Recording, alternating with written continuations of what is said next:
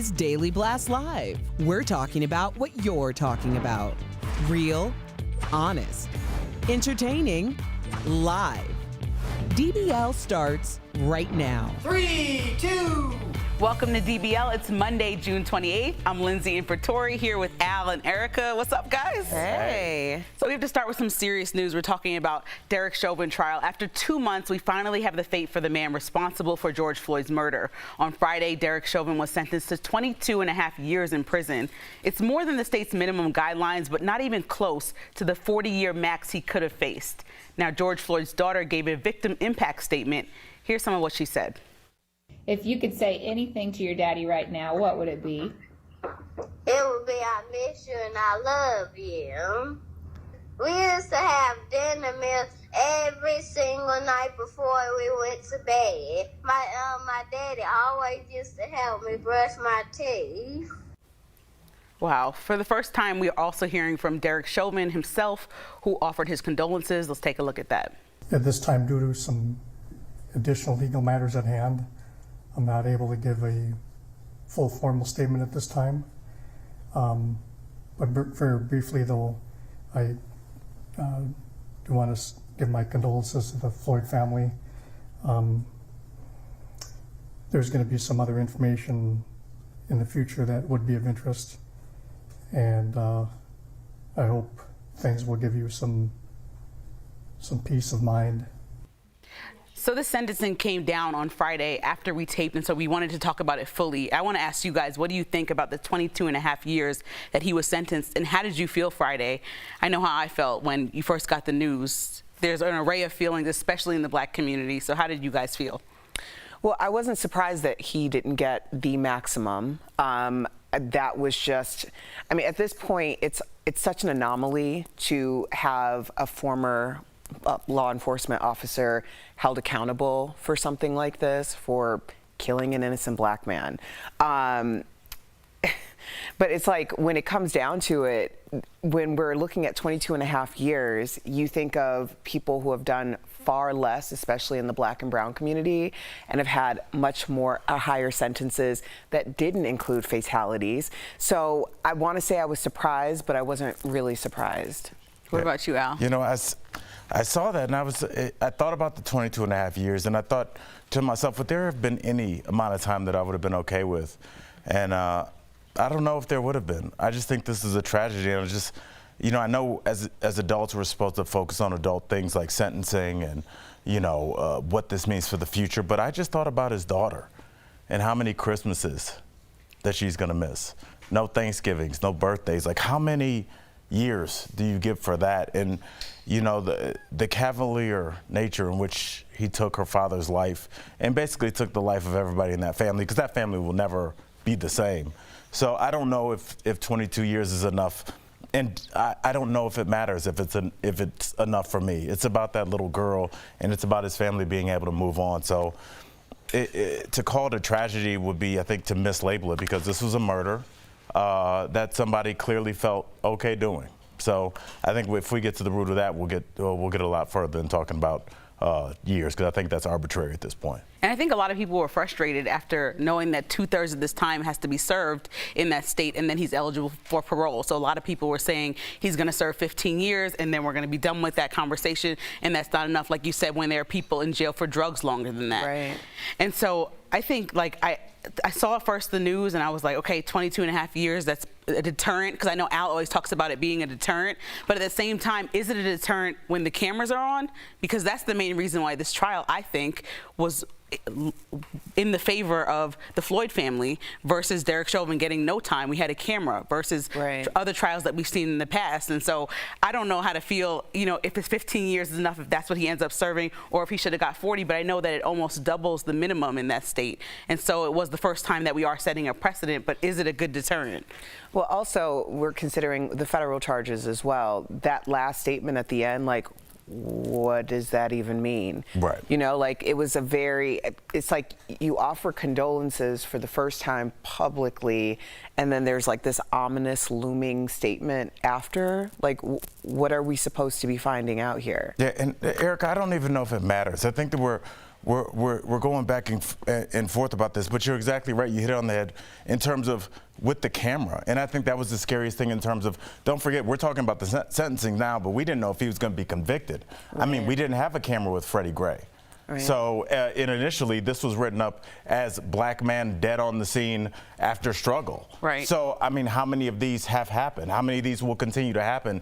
And if it wasn't for camera work that was not obscured in any way in broad daylight, I mean, just imagine, this was the only video that the spin machine from the other side couldn't spin. Right. If it had been dark, if there had been a tree, well, he reached when that car drove by. If it wasn't perfect, we wouldn't be having this conversation. And that's the fear that I have for my sons, and especially my daughters, is like, best case scenario, it happens at 2:30 on a Saturday afternoon in the middle of a major metropolitan city, and maybe we have a chance for a conviction if we cross our fingers. So I don't know. In a weird way, I mark this up as a wash, because I don't know if we've learned anything. Well, I want to ask what you guys think about those condolences, because I know that Derek Chauvin spoke. I didn't expect him to speak.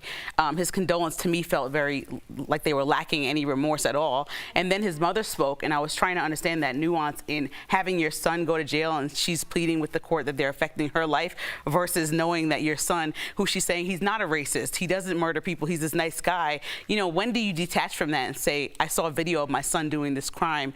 just say nothing or just say he was wrong or say I'm sorry to George Floyd's family? Well, that's always been my biggest question. You know, we talk about, like, we're not anti-police, we're pro-police reform. Like, we're pro actually having accountability in policing areas. You know, like, that's what we're talking about here. But when we see a mother who, I mean, I can't blame her for feeling this way and emoting in this way, because that's that man's mother. But when you're out on the street, you need to be considering these things. It's not just one family. Like, this has had a ripple effect on everything. So when we're watching this, it's like, it's hard to have empathy for a mother pleading, because you know that there's another mother who doesn't, or, you know, another family that doesn't get to have George Floyd come But Erica, home. why are we even hearing from her? Right, I think she I don't just shouldn't even have spoke. understand. I was so Why frustrated are we by it. talking to this person? I feel like I have time for my life. I can't get back from hearing about who's the kid that shot the two people, the young kid, the 18-year-old kid that's coming up for trial. That's coming up for trial. He killed the people at the BLM protesters. Oh, God. You think, why are we hearing from mothers like this? We heard from his mom, who promptly picked him up from jail and took him to a bar where he was throwing up Kyle Rittenhouse, where he was throwing up white power signs at a bar in less than 2 hours from being out of jail. There was also periods where he was unaccounted for, and he's got a double homicide sitting on him. So we keep hearing from these mothers of the perpetrators. I don't care. I expect that's what they're going to say, but I don't want them to be humanized in any way, because that is going to affect public opinion. And that is not fair to the victims that are going to miss those Christmases and going to miss those birthdays. So I don't want to hear from these mothers ever again. And remember, Congress still hasn't passed the George Floyd Policing Act, which will actually save lives. So as much as this might be a deterrent, I hope that we really put some real reform in place, like you were saying, so we can make strides and have this not happen. Do you think that's going to happen? I hope so, Al. I got to be hopeful. Watching that little girl talk to her father at that young age and say that she coming up on DBL.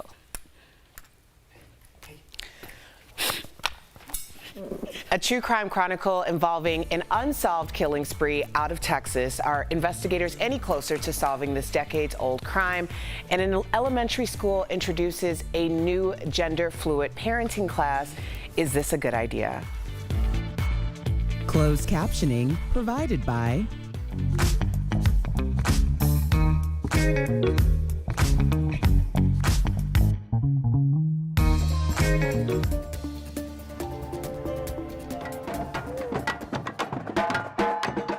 What is now a collection of parades, parties, and concerts began with a clash between the LGBTQ community and New York police.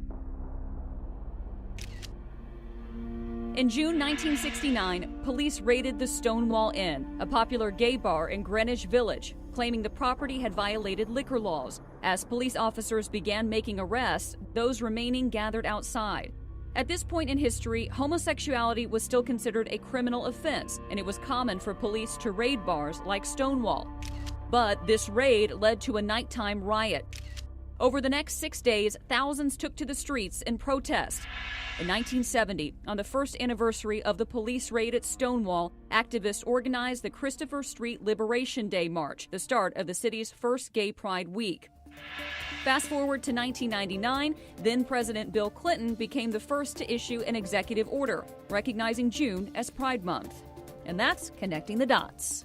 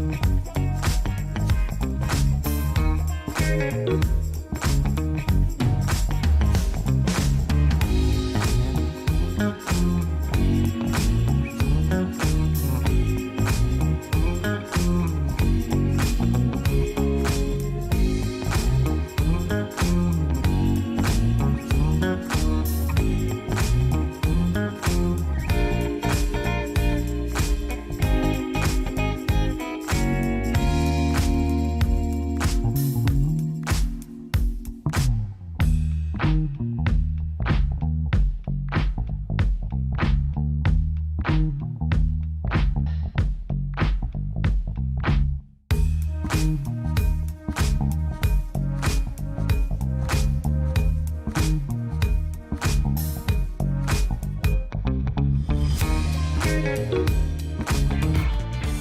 back to DBL. So here's a controversial story that people are talking about today. Parents at an elementary school in Connecticut were invited to take part in a seminar.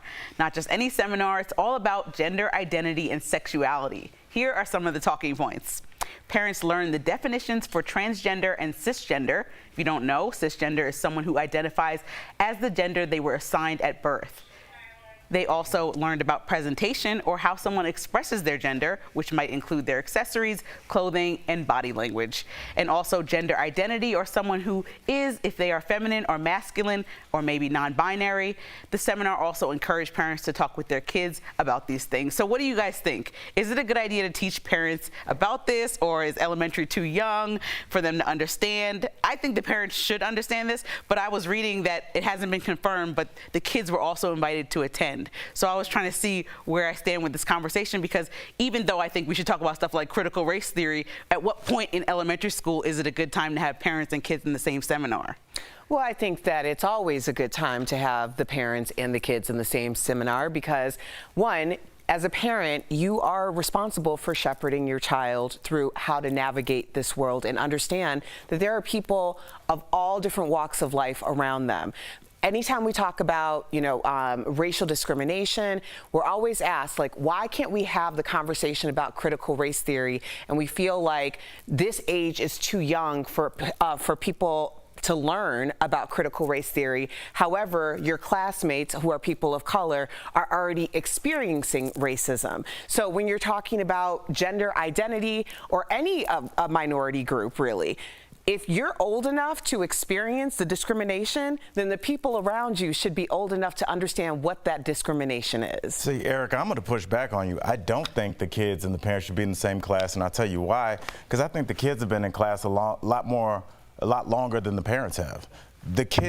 Our generation, the kids, my kids' age, between 8 and 14, they've been on the internet. They've been following people that are transgender, people that have been going through a transformation. They followed it for months, for years. They can talk to their parents, a lot more than their parents could talk to them about this, because their parents, even though they have David Bowie records in their house, don't want to talk about gender fluid. Do you understand what I'm saying? It's about living this lie that our parents did for a long time. But what's going on with that couple down there? It's just two roommates. These generations decided to turn a blind eye to what was obviously going on. Our kids have not. Our kids couldn't be more bored with the conversations that we find super shocking. It's a beautiful thing. My daughter told me about TikTok. My son taught me how to edit my videos. So I think we need to be the ones catching up, not the other way around. I can't argue. I think you have a good point, but I think maybe in first grade, everybody's just these aloof, ignorant, maybe kids a little bit. And sometimes I like to keep that innocence. Not that having gender identity or race conversations take that away, but just live in your little bubble and just ignore everything. Yeah, but the problem is the bubble was never there. Yes. I mean, when I think about how this has played out in my life personally, these were conversations I was having with preschoolers. They're very clear on who they are. Man, okay, guys, we'll be right back. Are you 50 or over?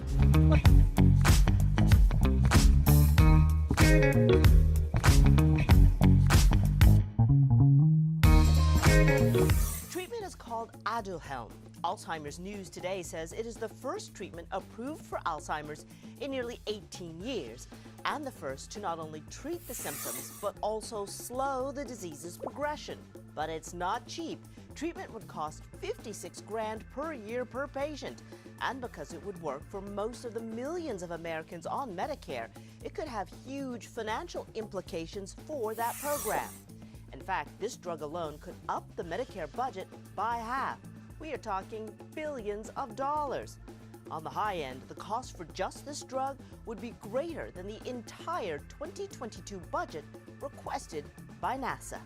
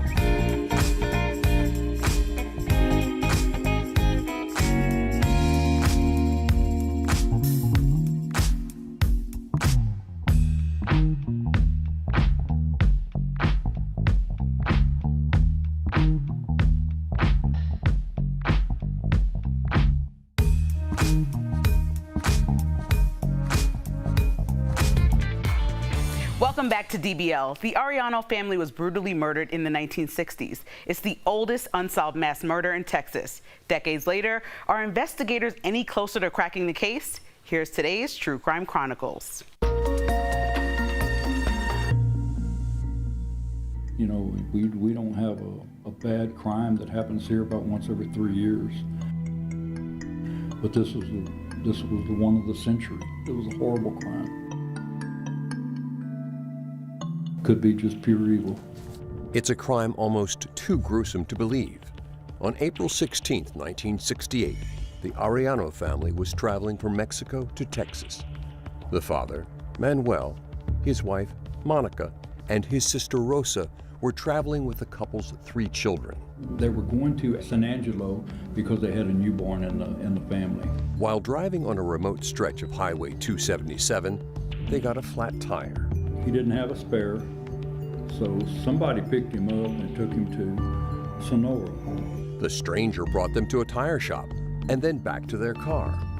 That's when something happened that police can't figure out. Then all of a sudden the car was left abandoned and there was bodies scattered everywhere. The next morning, road crews found 2 children dead, both shot in the head. 3 miles down the road were the bodies of the father, wife, and sister. And then, hidden in the tall grass was the family's 5-year-old boy who had been shot and stabbed but miraculously survived. I do believe he saw his family killed. Manuel Jr. was the lone survivor, but due to his age and language barrier, this was the only information he could give. Tall cowboy with a cowboy hat, high-top boots with his pants inside his boots. As years went by, police followed up on thousands of leads. They were on a real hot track for a while. At one point, they had a prime suspect, a cowboy who committed a strikingly similar crime in California.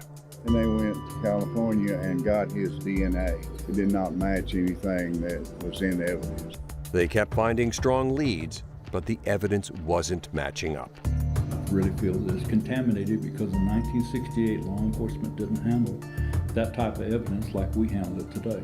For decades, communities have lived on edge. The feeling around was that there's somebody, maybe someone from our county here in Edwards County, someone from Sutton County, or someone out of Alverde County that's capable of murdering 5 people. What will it take to crack this case? The longer it goes, the colder it gets.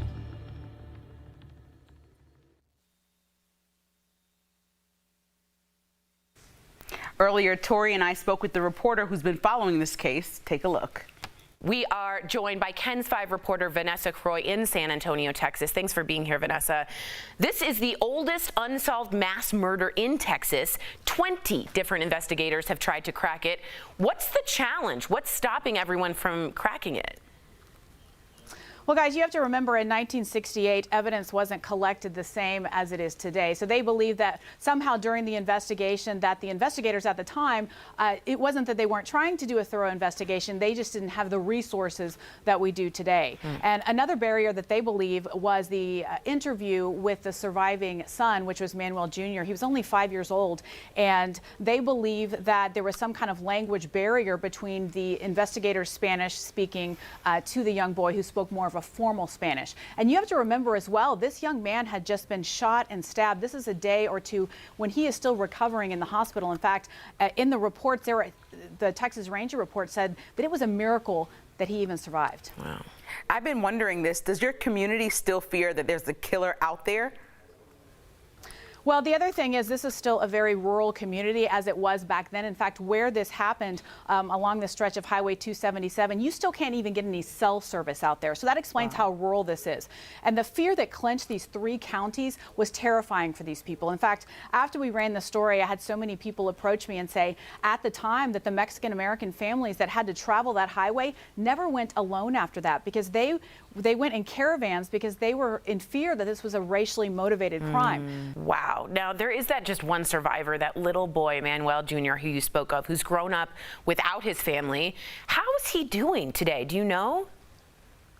Well, unfortunately, we were not able to talk to Manuel Jr. You know, at this time, I hope that he saw our story and knows that we still care. We want to find justice for him and his family. We do know that he is living in Mexico and that he is a successful banker, I believe. But unfortunately, we weren't able to speak with him. So your coverage on this case has actually helped generate some new leads and tips. So I want to ask, where is the investigation at now? People have not forgotten this. And I can tell you real quick that I spent days going through the reports, the crime scene photos, and you know, our investigator, Deputy Volkman, Chief Deputy Volkman said in our story that it still haunts him. And, you know, it's something that after I spent time looking at those pictures and these brutal crimes, you know, that stays with you. And so even 50 plus years later, people want justice for this family and for the surviving members. I can say that the investigators, the Edwards County Sheriff's Office, did get a very solid tip. I can't discuss the details of that to protect the person that came forward, but they did get a very good lead. They tracked it down to a person where they were able to get a DNA sample, and they're waiting on that right now. So we are waiting for the results of that DNA sample to find out if this is the person that perhaps is responsible for these brutal murders and can finally find justice for this family and that surviving boy. Well, it takes people like you, Vanessa, keeping it in the limelight, so thank you for keeping it in the public. To learn more about this case, visit kens5.com. The story is also the subject of a new podcast episode. All you have to do is search True Crime Chronicles on your favorite podcast player. Vanessa, great job on this. Thank you again. We'll be right back.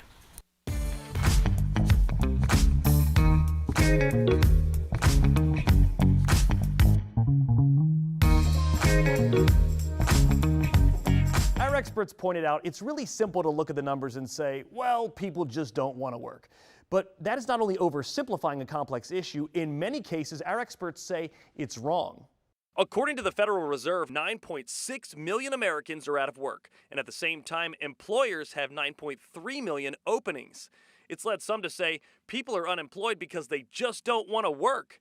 Is that true? There are very large amounts of job openings, and there are a very large number of people who are unemployed.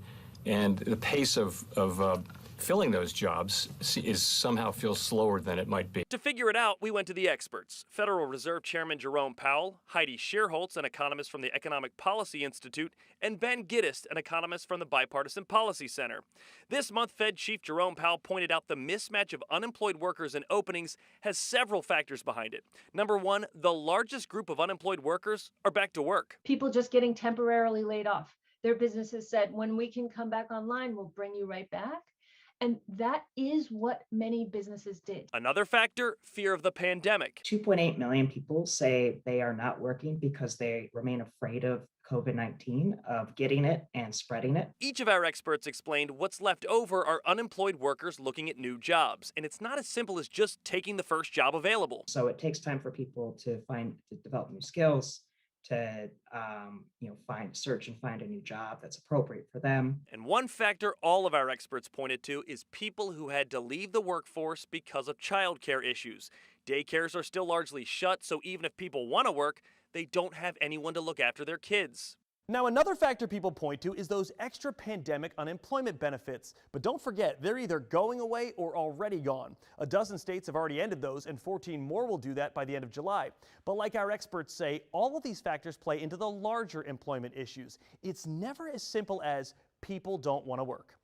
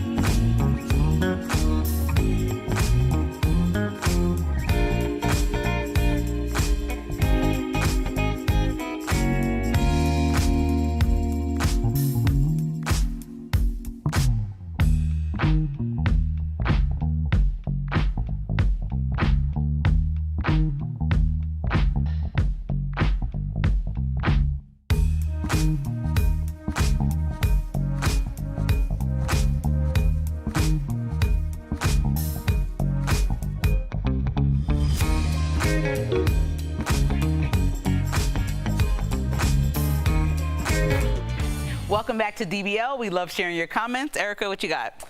Well, Robin on Facebook says, Lindsay, I am with you. We must remain hopeful, even though it's all still so painful.